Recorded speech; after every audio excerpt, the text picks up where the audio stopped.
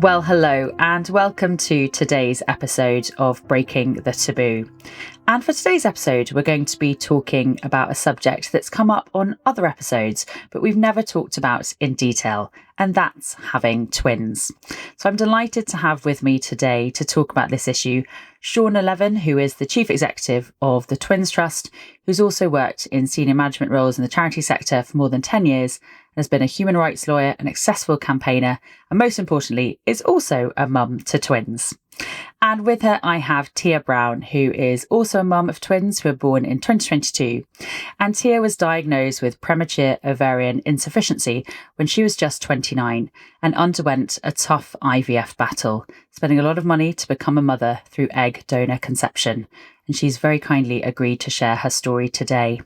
Well, can I thank you both so much for coming on today's episode? And we've had so many questions in from listeners of mums who do have twins who want to have that specialist support and help. So perhaps, Shauna, we could start there and you could introduce us to the work of your fantastic charity, the Twins Trust. And what is it that you do to support families in this scenario? Thanks so much for having us. So Twins Trust is the UK organisation that supports families with twins, triplets, and higher order multiples. It's nearly 50 years old. So we have been doing this for a very long time and have supported thousands of families over the years. We have everything from information about all of the questions that twin parents have when they're expecting, through birth, through feeding, and actually even through adolescence and adulthood, because twin-specific issues do crop up. We have a helpline. We run antenatal and parenting courses. We engage with policymakers, and particularly in the health policy space, because unfortunately twin and triplet outcomes are not as good as their singleton peers in terms of stillbirth and neonatal death rates. So we do quite a lot of work with maternity units. We also do policy campaigning, and we have a bereavement service as well. Well, thank you so much. And for anyone listening today, there will be a link in the show notes to the Twins Trust so you can find their excellent work. Well, perhaps we could start off there with talking about the challenges that families face. So could you tell us a bit about multiples and what are the kind of things that mums are coming to you to ask for advice on? So we get a lot of questions through pregnancy, of course, and through birth. I think all twin pregnancies are high risk. Some are more high risk than others, and all triplet pregnancies, of course, are high risk, with many being very high risk. So parents often have a lot of questions for us during their pregnancy and about their birth. But that doesn't stop, obviously, at birth. And we get a lot of questions about feeding, sleep, behavior, switching to solids. It really doesn't stop. And then, of course, through school, choosing schools, class selection, should they be together or apart? Lots of things, again, all the way through adolescence and adulthood. Well, can I ask the most obvious basic question on feeding? And I'd love to hear what is the sort of official advice that you give mums who do have twins or more? Fed is best. We believe that babies should be fed, whether that is breastfed, bottle fed, or combi fed. We support people, whatever their choices and whatever their abilities. It is not easy to feed, to breastfeed twins or triplets. I mean, triplets obviously pose a biological challenge. Many mums do it successfully, and we can support them with strategies, that are specific to their individual needs. I think most people don't realize that even though twins are considered kind of term at 37 weeks, they're really quite small and less robust than their singleton peers. And so they just don't have sometimes the ability to feed as easily as, a baby born at 40 weeks. My twins were 4 and 5 pounds. And when you compare that to kind of a healthy 7-8 pounder, it seems obvious, but the medical community considers that full term and healthy. So we are absolutely here to support mums, whatever their choice is, and also to help them work through the kind of mental health implications of not being able to feed in the way they maybe first choose. A lot of our parents will, want to feed in a particular way and just not be able. And, the case kind of closes there for medical professionals. But for us and as parents, but as, specialists in twins, we realize that, mums can carry that with them for months and years after. And that's the case with so many of the issues that we see. There's this kind of a guilt about, I haven't been able to carry my babies to term, or they were low birth weight, or I haven't been able to feed them the way I want. And I think it's really important that, mums listening to this, especially mums with dads too, just really understand that we understand that, and we have a community of people that, that gets it. Well, that's such helpful advice, Shauna. I'm so pleased that we're discussing this on the episode today, because breastfeeding, we know, is such a controversial subject because everyone has a view, but obviously having multiples is particularly challenging. Tia, perhaps we could come to you next. And I know that you had a particularly traumatic birth, and perhaps we could talk about that a bit later in the episode. But if we could just focus on some sort of practical advice for mums listening today who do have twins and are thinking, crikey, I've got to do everything twice. And what was your experience like looking after twins? And is there anything that you'd like to recommend to mums that they should do in those kind of first few days when they've just left the hospital?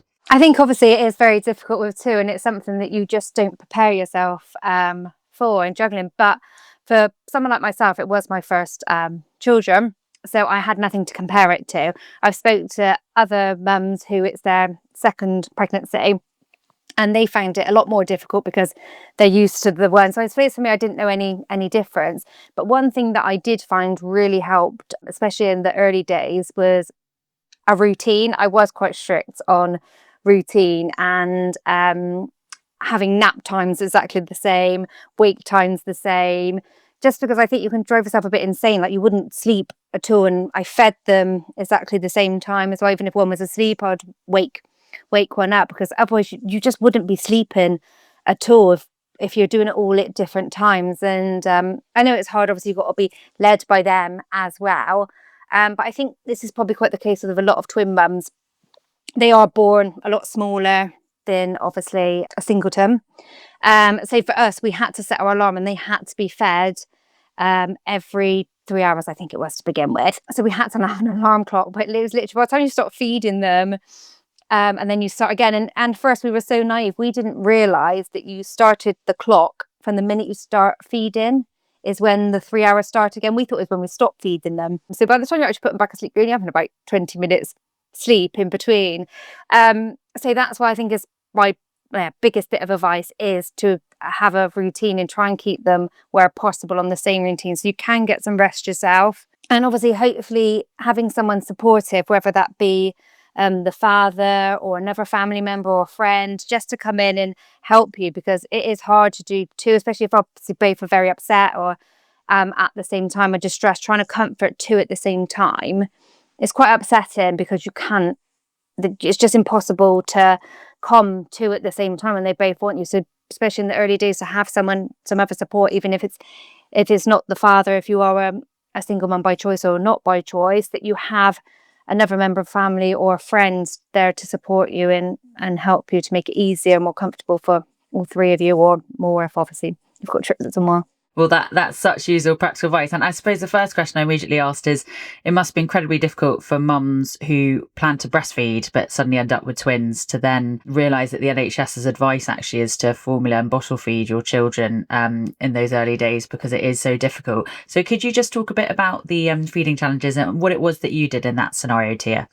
So I was determined, obviously due to the conception, which obviously we'll go on later, but I was very adamant I wanted my body to do something. I wanted to give them something from me, so I wanted to breastfeed. Obviously, I was a bit poorly, so that added in other complications. But I did manage to collect a lot of colostrum in the beginning. So obviously we did use that, but I was determined I wanted to breastfeed. And so with the support of my husband, whilst in hospital, he was supporting me. But it did get to a point where the doctor said I did have to introduce formula. And I was absolutely distraught.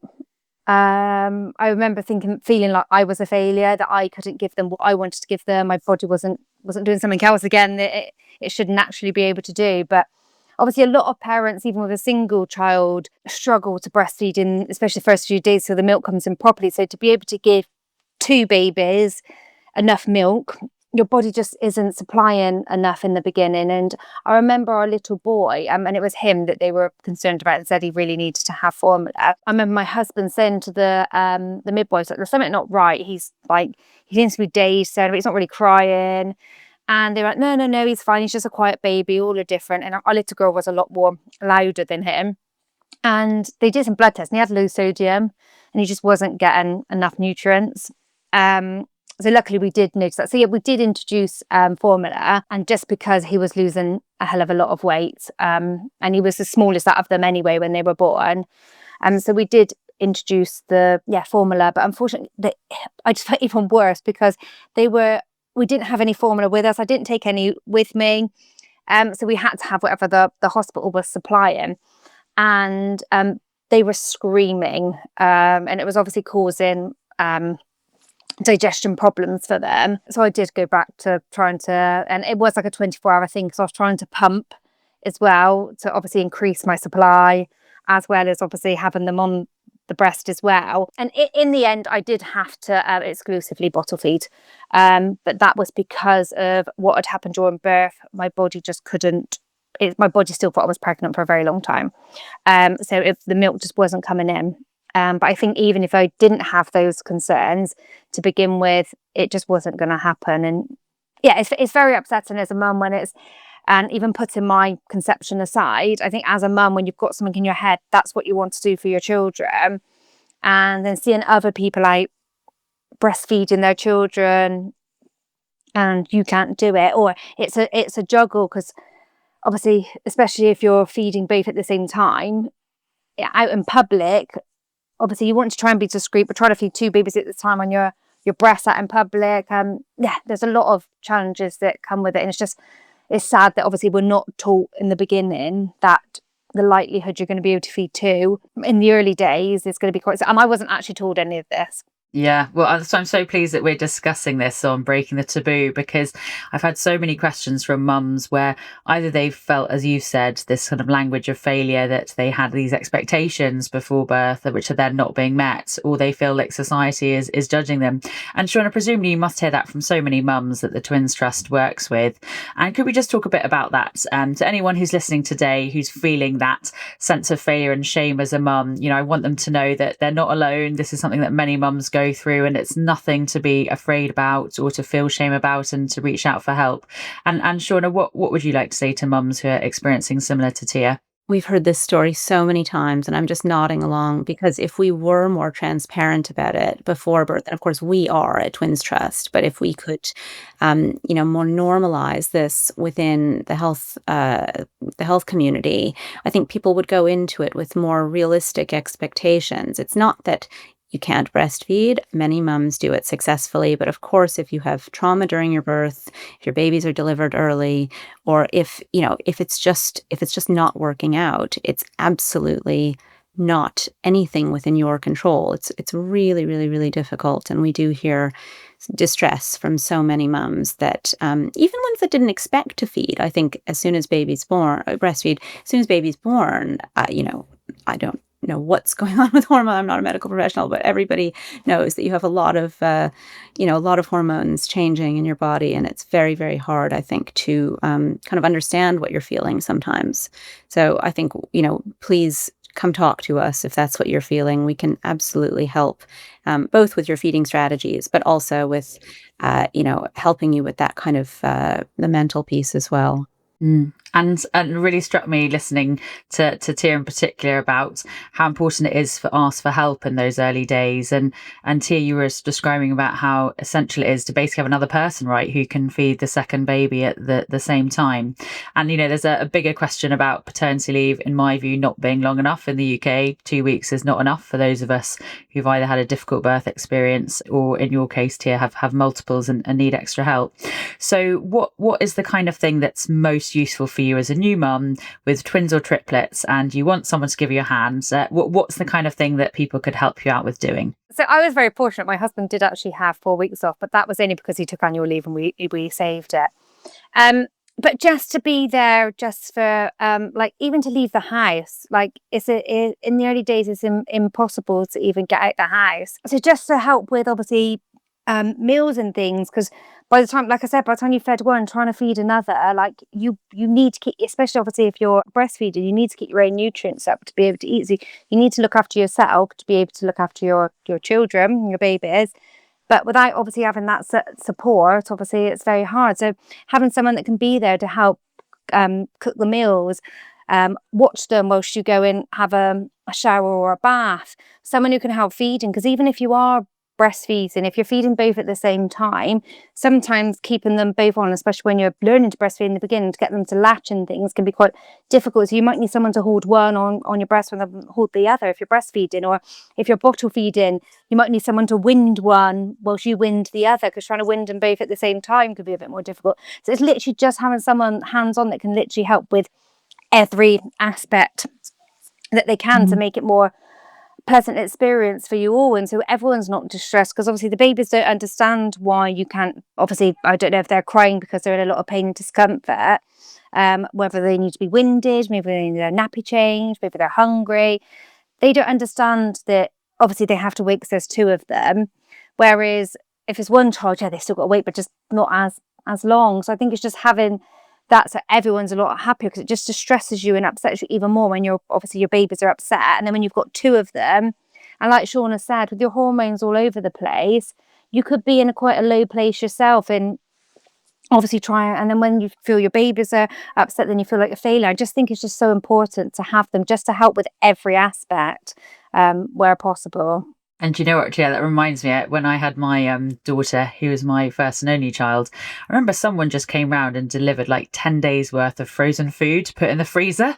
And I was like, do you know what? I don't need another newborn baby grow. That is about the most useful thing that someone has given to me. And it just meant I literally didn't have to think about meals for the first couple of days. And Shauna, if we could just talk a bit about impact on the wider family. We do know that dads are also listening to the podcast and looking for help. So could we just talk a bit about the sort of wider family and what is their role, and what else support is out there through the Twins Trust and others for them? Yeah, so it's just on the subject of support. I think it's really important for people, especially expectants, to prepare their support. Most people haven't been through, having twins themselves. So they, and especially, previous generations might have very different ideas about how to do things. The importance of routine is a relatively new concept. So if you're getting support from somebody that had a baby 30 years ago, it might not be something that they're familiar with or even that comfortable with. So we actually have a course for grandparents, support networks, where they can go and hear from people who have been through it and the kinds of things that they would like in their support network. And I think it's really, really important to have those conversations before you're in the thick of it, because you might find yourself with somebody who's there, well-intentioned, trying to support you, but kind of judging you along the way and kind of maybe not doing the most useful things. Maybe they want to hold the baby and what you really want them to do is laundry, and so I think it's just important to kind of set expectations before birth. For dads, it is really hard being a dad of twins. I think you see your partner going through everything they go through. You see the babies, and there's only so much you can do. But I think we've got a great online community of dads talking to people that have been through it before, finding the things out that worked for them, the kinds of things that their partner really valued. Is a really good first step to take. And then also not being afraid to ask for help after birth. I think there's a real taboo around men asking for help, especially with mental health issues or well-being issues. And I think dads can really struggle, especially if they've had a difficult birth or very premature babies or any kind of setbacks. So, again, please do reach out to us for help. We do have a great community of dads that are happy to be there for other dads. And our helpline, we talk to a lot of dads as well. So just don't be afraid to ask for help and try to prepare before birth would be my 2 points. Well, I think that's such an important point. And for any fathers listening today to the show, do look at our earlier episode on a previous series. We actually had 2 dads on the show who talked about their experience of having a traumatic birth with their partner and sort of help that they had for PTSD and other issues. So there's a lot of support out there for partners on our website as well. And Shauna, what struck me listening to what you were just saying as well was the expectations point about everyone has a view, right, about how you should look after your baby. And Tia mentioned about sleep routine training, which is obviously one of the big ones. I was very much in Tia's camp because I had to work as an MP throughout my maternity leave, that I really needed to be able to schedule work and things around her naps. So what did you do with your own twins? Is there any advice that you'd have on kind of your approach and what you thought worked? I am a kindred spirit. I had a very strict routine. We woke babies up for feeds and napped them at the same time.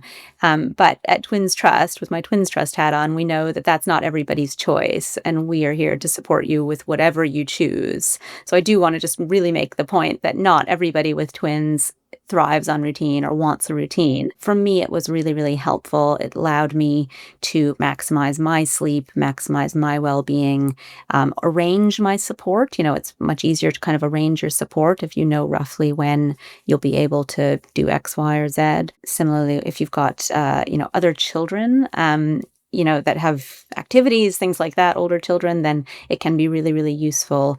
But whatever you decide, there is a way, and we can help you with whatever strategy you go for. Yeah, that's such useful advice. And if we could turn on to a slightly different but related topic, we know that a lot of the mums who go on to have multiples have come through IVF because they have obviously an increased chance of having a multiple pregnancy. So, Tia, perhaps if you wouldn't mind sharing your story. I know that you were diagnosed with premature ovarian insufficiency at 29. So could you just talk a bit about what that is and why it was that you ended up needing to have IVF and with a donor egg? Yeah, so premature ovarian insufficiency is when your ovaries stop functioning under the age of 40. So under the age of 40, there's 1 in 100. Under the age of 30, there's 1 in 1,000. And under the age of 20, there's 1 in 10,000. So it can happen to girls that obviously their ovaries never ever function. So they never start their menstrual cycle. They go straight into premature ovarian insufficiency. So it's also like a side effect of premature ovarian insufficiency is menopause. So you go into your menopause obviously a lot earlier. I was completely unaware until me and my husband started trying to conceive. I did have a few symptoms, but I've never to this day still had a hot flush. And obviously, as we know with women's health, hot flushes and menopause is what everyone just sees as menopause, hot flushes, night sweats. But I did have a few other things like anxiety, depression, mental health. Auntie, I can hear your kids in the background. I think Yes, the perils of being a mum with twins. That it's never anywhere quiet to sit, which we fully appreciate and understand. I do apologise about that, but no worries. And you were saying, you were explaining about the ovarian insufficiency, and we were talking about menopause and hot flushes and the impact on your body. I was having like confusion. I was having suffering with like mental health symptoms. I was getting a lot of allergic reactions. We get like boils over your skin, like skin crawling. So I was getting those different things, but I just thought it was life hormonal. I didn't really put obviously 2 and 2 together. And I never really, so even though my mum and Nan had like premature menopause or very early menopause, it was never called premature ovarian insufficiency back then. So we never put 2 and 2 together. So yes, we were trying for 18 months naturally. Nothing was happening. So then we started to seek advice through the GP. So I had some blood tests, which were coming back with some abnormalities, but they were like, oh, it's okay, just keep trying. And then something flagged up saying like no chance of conceiving. It was just a receptionist that gave me these results. And so I was like, okay, like, can I speak to someone? They're like, oh no, that's all they've said. Like, we'll do another blood test. So I obviously, but the doctor still wanted me to wait another 6 months. But obviously, being told there's a very low chance of you conceiving, and at this point, my husband had his sperm tested and everything come back fine. So we knew it wasn't on that side of things.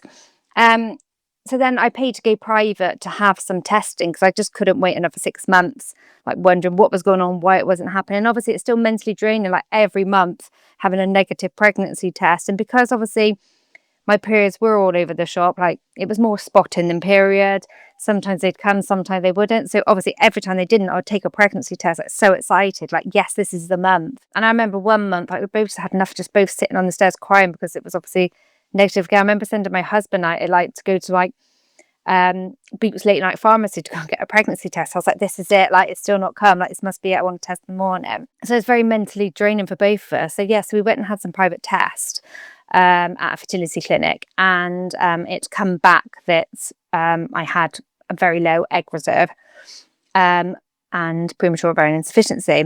And there is a chance with premature ovarian insufficiency, there is a 5% chance you can conceive naturally. And if there is something to work with, they can attempt IVF. So we did go down the route of attempting IVF with my own eggs. And again, like just the lack of knowledge and communication that we've received, like they didn't ever tell us that there was a possibility that we wouldn't get any embryos to transfer.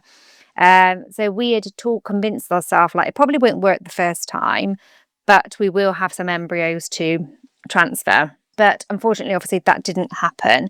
They did collect a couple of eggs, but they didn't form into embryos, which is obviously, so they fertilise the egg, and then once it's fertilised, they leave it for 5 days in the lab. And then when it gets to 5 days, it turns into a blastocyst, and then they transfer it into uterus in the hope, obviously, to form a pregnancy.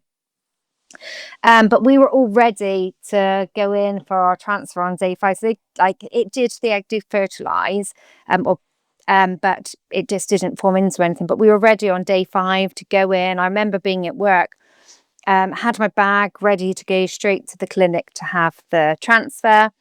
And I remember I had a call in work, and at the time I was a skin aesthetic therapist, and I was with a client, and luckily they had their LED mask on, so I just quickly nipped out to the loo, answered the call to be told it was all over, there was nothing there, and I had to obviously go back in with my client. I remember texting my mum, because my mum was picking me up, my husband was already at work, so he was meeting me there, so my mum was going to give me a lift over. I remember texting my mum just saying, "Mum, please just come into the salon and wait there for me. Like, it's all over, just please just be there." Because I was very, very open about my journey. So everyone in the salon knew where I was going. I just didn't want all the fuss when I was leaving. So I just had to go back in with my client, put a brave face on. Luckily, it was my last client. And luckily, my mum, bless her, was there. And I remember all the girls in the salon saying, "Good luck." I was like, "Oh, thank you." Because I just couldn't. I obviously would have break down. I remember me and my husband just absolutely devastated. Like, how could this happen? Like, we were never informed that there was a possibility that we wouldn't get a blastocyst to transfer. Like, we were told that obviously it may not form a pregnancy because the quality may not be very good, because basically the last few eggs that you've got left when you're going for premature ovarian insufficiency are like your old eggs. So the likelihood they're going to be good quality is very, very slim. Yeah, and Tia, can I just ask, because something we like to talk about on the podcast is really sort of practical information for parents. So you're having to go private to have this done, and obviously different parts of the country have a bit of a postcode lottery in terms of access to services. So could you just talk a bit about the process, about how you found a clinic, and also how much money did you end up spending on treatment? Because I'm sure mums would be interested to know. Yes, so we ended up spending £40,000 on treatment. We were very fortunate that we had family to support us, because we don't have that kind of money just tucked away. So the reason we didn't get any funding was, so within our area, and it's like this quite across England, is you need AMH above 5, which is like your egg reserve. So you need a AMA level of over 5 to be able to get funding. And I suppose that's probably just due, because the likelihood it's going to work under 5 is probably quite slim. So my AMH was under 5, and quite a lot under 5. So I didn't get any funding. But I was told as well that for any success, I would have to start treatment immediately. So then obviously you've got the strain of, I haven't got this money, and it was like £10,000 just for one round. And I was very fortunate that obviously my parents were able to support us, to help us. But obviously for many people, they don't have that support. A lot of people end up obviously taking out loans, selling their house, remortgaging to try and pay for treatment, which obviously absolutely devastating that you've got to do that just to become parents. So we did have to self-fund every single round of treatment, and as well as obviously our testing in the beginning as well. Gosh, it's such a huge subject. I almost feel like we need a future episode just to talk about IVF. But Shauna, if I could just bring you in, what also is interesting listening to his story is that I don't think every mum realises when they go down the IVF route how their likelihood of having twins or triplets actually goes up. So could you just talk a bit about what the likelihood is, and maybe share with us a few kind of statistics or data that mums should know about if they're thinking about growing their families like that? With IVF, the most obvious way you end up with twins is if you put back two or more embryos. So I think those parents, are at least partially aware that this could result in a twin or triplet pregnancy. Mm, I think where it's less expected is where you put one embryo back and it splits. mm, We don't have any exact statistics on how many more twin or triplet pregnancies there are as a result of fertility treatments, but we can roughly estimate that there's about 9,500 sets of twins born every year in the UK today, and that would probably be somewhere between 6 and 7,000 sets born without assisted conception technology. So that's not only IVF, but all of the other ways that that medicine can help one conceive. So yeah, it's definitely more of a risk. I think often that risk is anticipated, but I think one of the things might be worth touching on is, by the time you're at that point in your journey, we hear from a lot of moms that it's not an option. You're going to do whatever gives you the best chance of success. You don't really think, well, am I going to, be prepared for having twins? Am I going to be prepared for the cost? You're just looking to maximize your success of becoming a parent. And so I think, I use the word compounding a lot when I talk about twin families. You have a lot of small challenges that compound over time to become kind of major challenges. So you've got the challenge of having difficulty conceiving, the challenge of having to pay for treatment. Then you kind of find out about, the challenges that come along with a twin pregnancy. So it's hard to kind of put an exact figure on it, but we do know that it's almost not a choice for parents. You don't sit there and rationally weigh up, am I prepared for a twin pregnancy or not? You just say, I've got one more go at this. I'm going to do what I need to do. And I so agree with everything you're just saying, Shauna. And I think what also is interesting listening to you both is how there's just not enough information provided, I think, to mums in pregnancy about all of this stuff. And you both mentioned antenatal education. I mean, Shauna, when you had your twins, I mean, how much were you given in your sort of pregnancy classes, if you took them, about how to prepare for when your twins arrived? So I took a Twins Trust course, actually. That was the first time I heard of Twins Trust. We were Mm, called TAMBA then, the Twins and Multiple Births Association. We rebranded about 7 years ago before I joined. I took a course and it was incredibly helpful. It was run by a trained neonatal educator who specialized in twins. And I think the most valuable part was at the end, they brought in maybe 5 couples that had had twins in the last couple of years to do a Q&A. And you just kind of got to ask any questions that occurred to you at that point. And it was really, really helpful. And it was also just a helpful introduction to the organization and, the fact that there are people out there that can continue to answer questions for you. So I think, an antenatal course, but a specialist twin antenatal course or triplet antenatal course. We've actually just launched a special triplet course for the first time. So if you are expecting triplets, I really recommend that. yeah. And I think you're so right there, Shauna, to talk as well about the importance of kind of peer-to-peer support. And I've heard from so many families that talking to somebody who's had a really similar experience is the most helpful way to get information and to feel like you're not alone. And Tia, perhaps we could talk a bit about antenatal education and what was it that you knew in advance? And was there anything that was really practical information that you were given? Like I was thinking about things like buying prams or anything practical that you think would help a mum listening today. So Twins Trust actually did do some antenatal class for them, and actually with the prams as well. Shauna, do you want to jump in with that point? So anything in particular that you like to recommend to mums? Yeah, so prams is a really good one because that's something really practical that they're all going to need to buy. So what would you recommend? I mean, I think the thing that most people don't realize is that when you're having one baby, you can find peer-to-peer support anywhere. So you can gather like a wide variety of expertise. You can talk to your mom, your sister, your friends, your neighbors. Everybody's had a baby, or many people have had a baby. So you can get advice from a variety of sources. Where if you're expecting twins, you may know one other person, maybe two. And so you get their perspective and their perspective. What's so valuable is that kind of collective perspective. It really does depend on your lifestyle. Are you in and out of the car? Are you walking around city streets? Do you need to take a bus? Do you have a lift to get to your flat?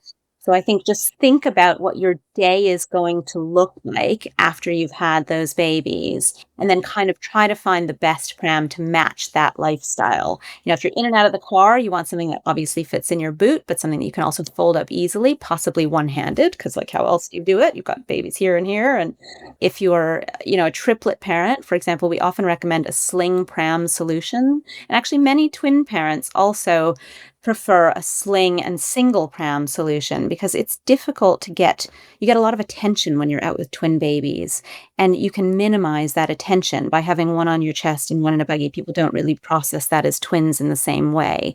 So if you're somebody that doesn't like that kind of, ooh, you've got two attention, think about that. But again, like your specific situation, the things you're going to need and want to do, and the kinds of the way you kind of want to be perceived almost, I think is a really useful starting point. And again, we've got a whole peer community, and we do a kind of ask the community feature on our Instagram where somebody can ask a question like, this is my lifestyle, what kind of pram do you recommend? And all of our Instagram followers can chip in with their advice, so we can get tens of thousands of people responding with their thoughts on prams. So it's really, really useful.